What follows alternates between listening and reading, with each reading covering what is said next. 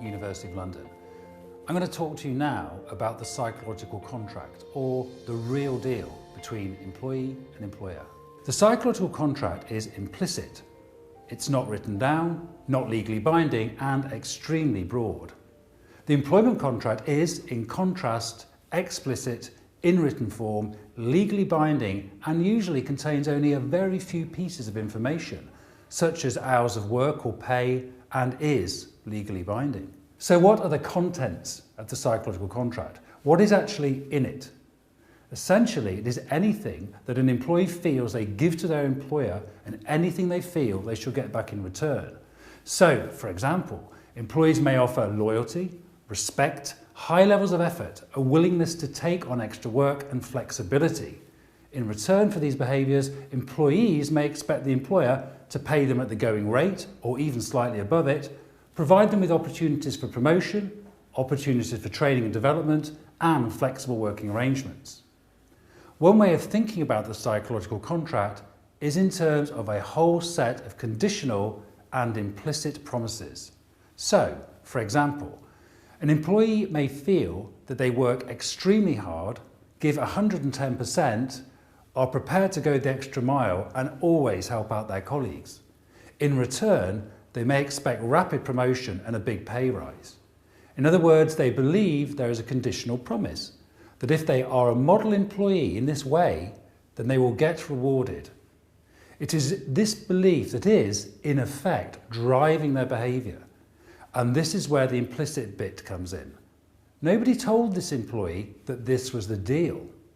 Rather, they picked it up or inferred it, perhaps from observing their colleagues, or based it on their belief that this sort of deal is fair and this is what their employer should do.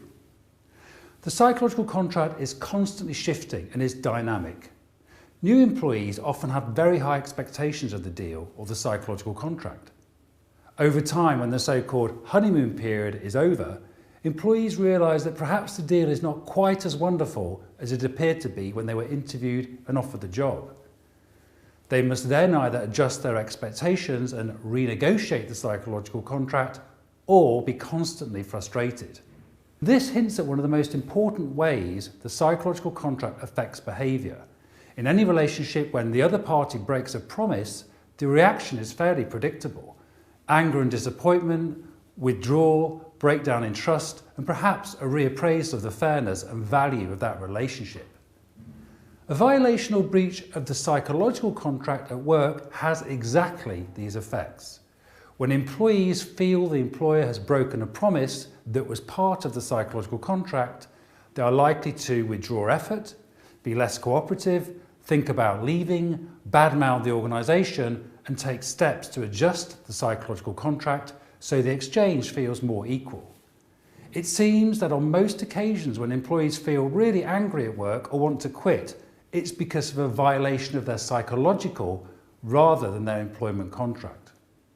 On the other hand, when employees feel that the psychological contract is being fulfilled, that the employer is sticking to their side of the deal, employees will continue to exert effort, to be loyal, and be happy to stay in the job.